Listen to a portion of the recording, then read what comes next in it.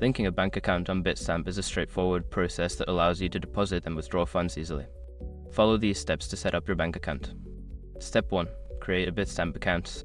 Visit the Bitstamp website and sign up for an account. Fill in the required information, including your email address and password, and complete the verification process. Step 2. Navigate to the bank account section. Once logged in, go to the settings or account section of your dashboard.